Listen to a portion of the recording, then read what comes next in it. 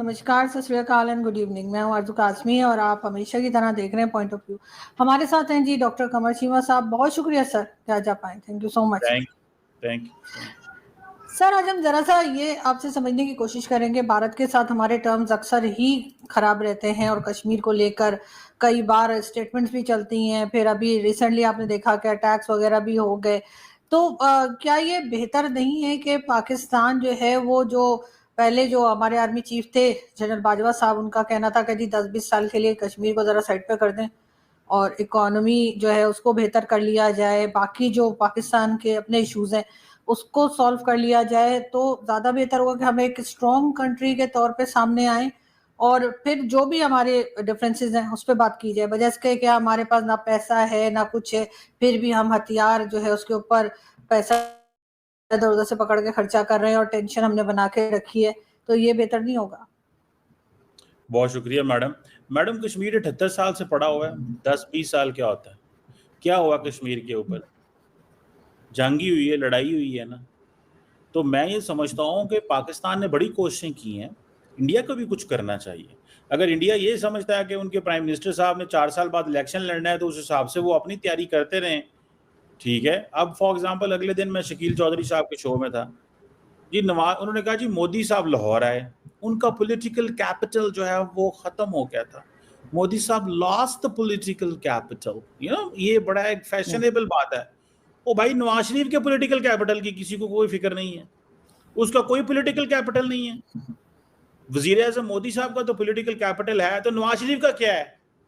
उसके ऊपर फिर जो चीजें हालात खराब हुई, टाइट हुई चीजें, सो ये चीजें छोड़ें, ये देखें पाकिस्तान बहुत देखें। हम ये हैं जी, छोटा मुल्क है, इकोनॉमी कमजोर है, इनको जरा दबाओ, इनको जरा प्रेशराइज करो, ये मैडम नहीं होगा। रिस्पेक्ट इक्वली होनी चाहिए, सबकी रिस्पेक्ट है। भूटान की भी उतनी रिस्पेक्ट है जितनी भारत की रिस्पेक्ट है।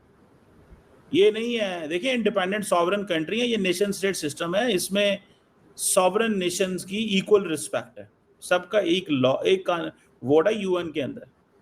तो मेरा ख्याल है कि भारत जो है वो बड़ा मुल्क है, उनको चाहिए कि वो लीड करें। लीड क्या करें? कोई रास्ता लेके आए, कोई फॉर्मूला तय करें, टेबल पे बैठे। सिर्फ दुनिया के सामने टीवी पे आके कहेंगे हमने कश्मीर ले लेना है, तो ओके ले सकते हैं भाई, ताकतवर मुल्क हैं, ट्राई कर लें। देखिए ट्राई तो करने की सर वो तो हम भी सर गजवा हिंद की बात करते रहते हैं ना। मैडम, कोई किसी ने पाकिस्तान की मुझे स्टेटमेंट बताएं, किस रिस्पॉन्सिबल बंदे ने ये कहा हो? कब पाकिस्तान के, नहीं दैट्स इंपॉर्टेंट, कब पाकिस्तान के डिफेंस मिनिस्टर और इंटीरियर मिनिस्टर ने कहा है कि हम मकबूजा कश्मीर पे हमला करके कश्मीर ले जाएंगे? Show me any statement of Pakistan defence minister and home minister. Show me one statement, quote any defence minister of Pakistan और interior minister, quote me, do you know? And I can quote you defence minister Rajnath Singh साहब and home minister साहब, and I can even quote you doctor Jaishankar साहब। So क्या बात करते हैं? पाकिस्तान कुर्बानी दे, पाकिस्तान सुने। The time has that time is over. The situation has changed. तो क्या The कुर्बानी दी है सर? क्या strategic कुर्बानी दी? balance, the strategic balance has altered. That is no more in favor of India, and our friends in India do understand that. So the sir point is, जी जी बोले madam. Sir, बात सिर्फ कश्मीर की तो नहीं है ना। कश्मीर अगर सॉल्व हो भी गया तो क्या आपको लगता है कि कोई और इशू ऐसा नहीं रह जाएगा जिसमें इंडिया पाकिस्तान के डिफरेंसेस रहे? और जहां तक आप कश्मीर की बात कर रहे हैं सर, के वो तो हम भी कहते रहते हैं कि कश्मीर हमारी शहर है, लेकिन सर बात फिर वही आ जाती है कि आखिर ये सिलसिला कहाँ जाकर रुकेगा? बात सिर्फ भारत की तो नहीं, हमारे यहाँ से भी तो कई स्टेटमेंट्स चलती रहती है। मैडम ये तो भारत फैसला करेगा ना, कुंजी तो उसके हाथ में है। पाकिस्तान के हाथ में क्या है? पाकिस्तान के हाथ में क्या है मुझे बताएं ना। पाकिस्तान के पास क्या है? कुछ भी नहीं है।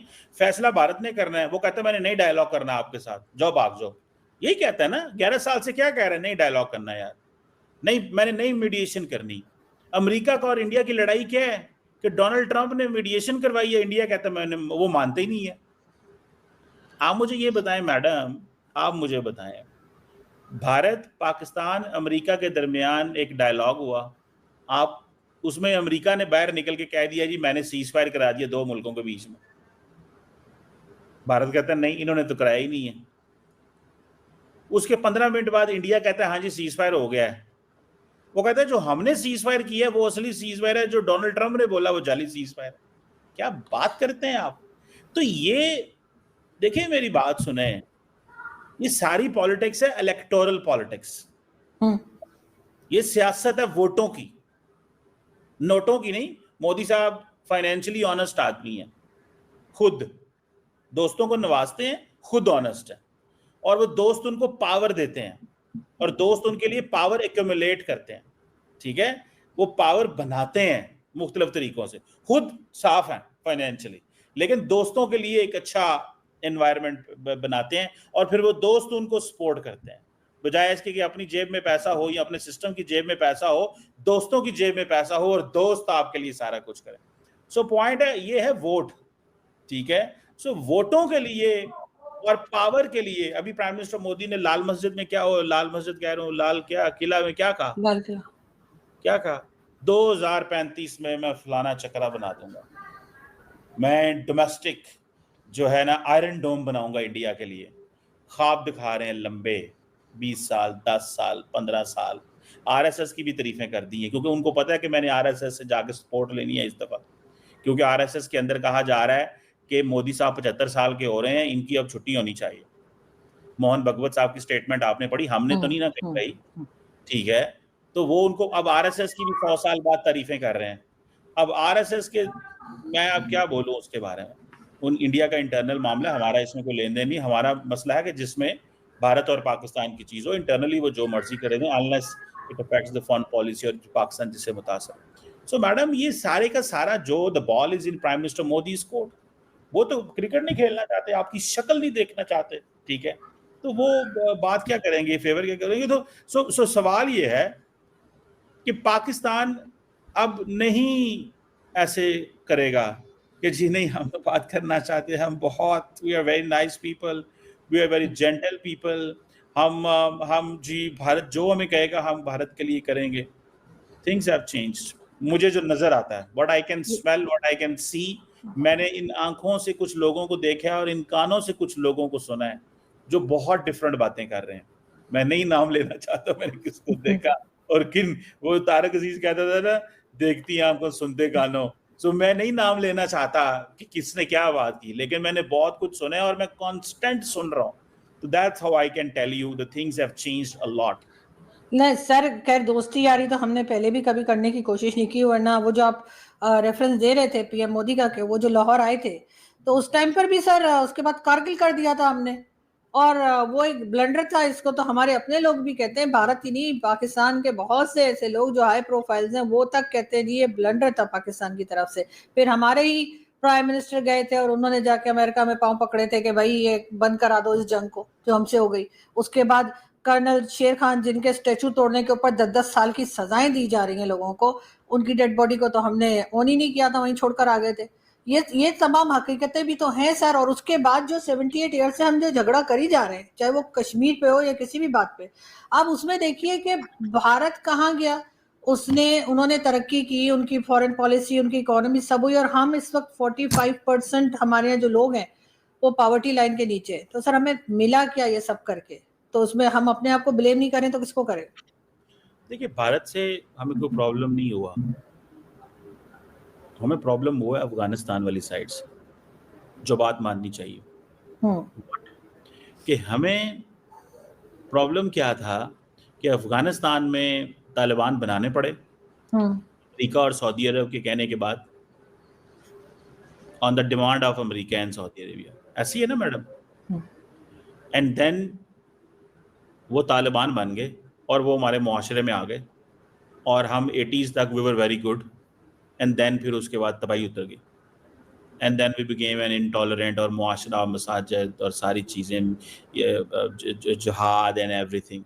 और अब हम खून से, रोज़ाना अपने खून से उन गलतियों को धोने की कोशिश कर रहे हैं। देखिए, गलती की कौम गलती करेगी ना भाई। उस वक्त एक लीडरशिप थी ना, आप पैदा हुई थी ना मैं पैदा हुई थी जब ज़िया फैसले कर रहा था।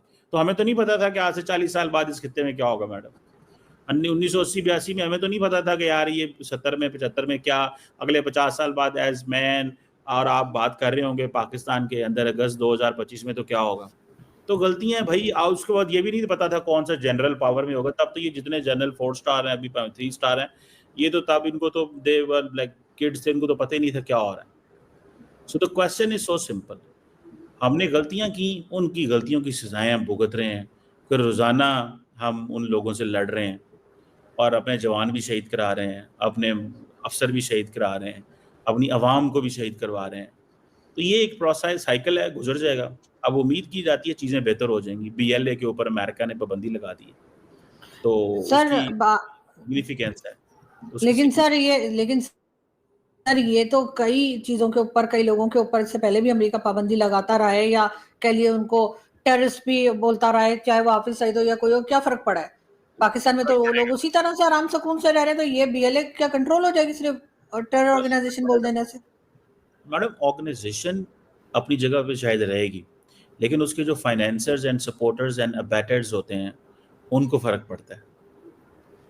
उनके जो फाइनेंसर्स हैं, अबैटर्स हैं, सपोर्टर्स हैं, मेकर्स हैं, उनके ऊपर गहरा तंग होगा अब। And then America Afghan Balochistan के अंदर इन्वेस्टमेंट करने जा रहा है, तो अगर अमेरिका बलोचिस्तान के अंदर इन्वेस्टमेंट करने जा रहा है मिनरल सेक्टर के अंदर, तो that gives a lot of that raises a lot of eyebrows in the region कि क्या होने वाला है.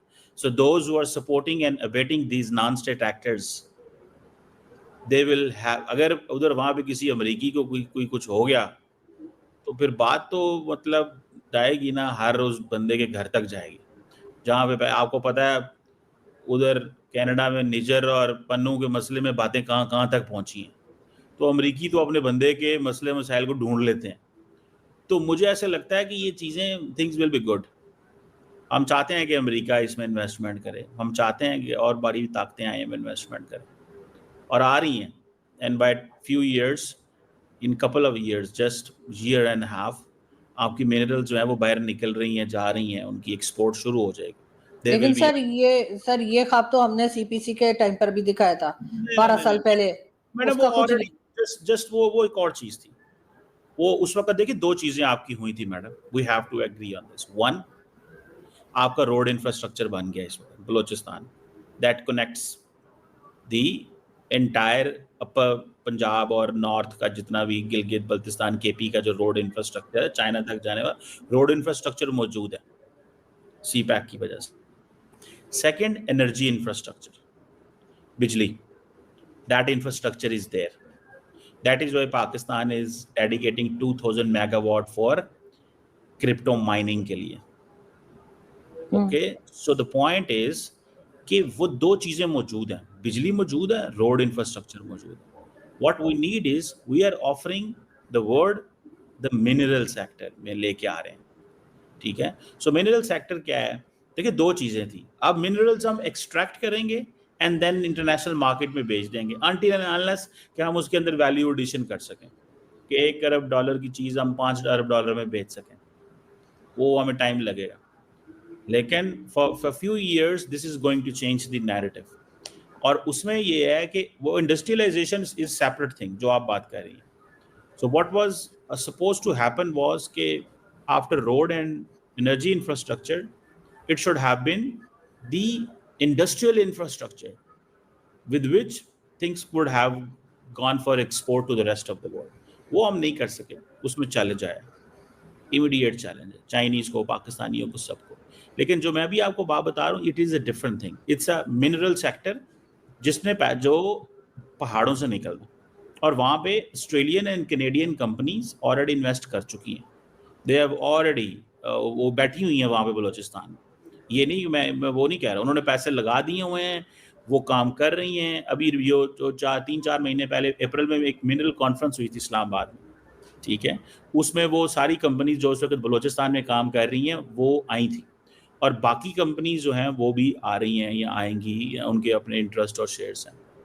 लेकिन सर बात फिर वही आ जाती है ना कि बलूचिस्तान के लोग कहते हैं जी आप हमारी जमीन से सब कुछ निकाल रहे हैं और हमें ही फायदा नहीं हो रहा। यहाँ पर भी सर वही जा रहा है। अभी डॉक्टर मारंग बलोच को इन्होंने अरेस्ट करके रखा है, बार बार जो है वो दिन बढ़ा देते हैं, उनको रिहा नहीं कर रहे। इसी तरह से वो एक्टिविस्ट है ना, कोई टेररिस्ट तो है नहीं, तो सर हर तरह से अब उन्हें दबाया जा रहा है, तो जाहिर है वो लोग फिर पलट के कुछ बोलेंगे तो सही। Is an important person, but Mahrang Baloch is not entire Balochistan.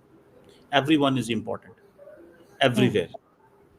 ठीक है, पंजाब के अंदर भी बहुत सारे लोग इंपॉर्टेंट है but they are not Punjab. Sindh के अंदर भी बहुत सारे लोग इंपॉर्टेंट है but they are not entire Sindh. Pakistan में बहुत सारे लोग इंपॉर्टेंट है but they are not Pakistan. लेकिन सर ये क्या तरीका है उनको अरेस्ट कर लेना? उसका तरीका मैं बताता हूँ आपको. उसका तरीका गवर्नमेंट ने ये डिवाइस किया हुआ है कि if anyone who has a sympathy with the terrorist they can be tried. आज भी मैं बीबीसी को इंटरव्यू दे रहा था, उसमें कुछ तरमीम की हैं इन्होंने काउंटर टेररिज्म लॉ के अंदर कि जो बंदे अबेटर्स होते हैं, सपोर्टर्स होते हैं, जो लोग दहशतगर्दों को पनाहें दे के रखते हैं अपने घरों में. अब होता क्या है, अब होता है ना, मिसाल के तौर पे मैडम आप हैं, चले आप नहीं हैं, कोई और है, उसका वो रह रहा है पाक अफगान बॉर्डर पे, बंदा अफगानिस्तान से आया है, पाकिस्तान में उसके रिलेटिव हैं, उनको नहीं पता कि ये बंदा जो अफगानिस्तान से आ रहा है, वो समझ रहे हैं जैसे पहले आते थे वैसे ही आ रहे हैं, जैसे ट्राइबल सोसाइटी में होता है. वो आके रहता है, उसके पास गन्स हैं, वो कुछ प्लानिंग करता है, काम करता है. तो now the government is changing things. तो वो लोग जो सपोर्ट करते हैं टेररिस्ट को, मिलिटेंट्स को, मैडम एक चीज याद रखें, लास्ट ईयर आपका 1000 बंदा मरा था. So we have to be serious on this. उसमें हमारी गलतियां, मैंने आपको कहा ना, गलतियों से धो रहे हैं, अपने खून से अपनी गलतियां साफ कर रहे हैं, खून से. सारा पाकिस्तान कर रहे हैं, फौज भी अपनी कुर्बानियां दे रही है, अवाम भी दे रही है, पुलिस भी दे रही है. अब सवाल ये है कि अगर कोई उठ के ये कहते कि हाँ जी, आपको याद होगा कि पाकिस्तान ने जब ईरान में स्ट्राइक की थी पिछले साल, तो इन्होंने ही कहा था कि तुम्हें खुश होने की ज़रूरत नहीं है, जो लोग ईरान में मारे गए हैं वो हमारे ही हैं. ठीक है, तो अब सवाल ये पैदा होता है कि ऐसे थोड़ी ही होता है जो आप जिस तरह कर रहे हैं. तो मेरा ख्याल है कि at the end of the day the state has to implement its writ. ये नहीं हो सकता कि स्टेट की रिट ना हो. हमने बहुत नुकसान करवा लिया मैडम. ये सारी चीज़ें, ये टुक टुक टक टक बंद होनी चाहिए. अब आपको भी नुकसान हो रहा है बलूचिस्तान के. आप मुझे बताएं, बलूचिस्तान में मैडम सवाल है, एक अरबों डॉलर की इन्वेस्टमेंट हो गई, चीनियों को मारते हैं. The one who brought money. आप मुझे बताएं ना, एक बंदा है चीन से आया है, आके उसने एक इलाके के अंदर कहा जी मैं 2 अरब डॉलर लगा रहा हूँ, आप लोगों की जिंदगियां बेहतर होंगी, यहाँ रोड इंफ्रास्ट्रक्चर बनेगा, यहाँ पे ट्रांसपोर्ट का काम चलेगा, पानी का काम होगा, फूड का काम होगा, खाना आएगा, गोश्त सप्लाई होगी. मतलब बहुत सारी चीजें होती है ना अगर एक जगह फैक्ट्री लगती है. आपने क्या किया है, उस फैक्ट्री लगाने वाले 25 30 50 बंदे जो वहां पे पैसे लेके आ रहे हैं, उन्हीं को हमला करके मार देते हैं.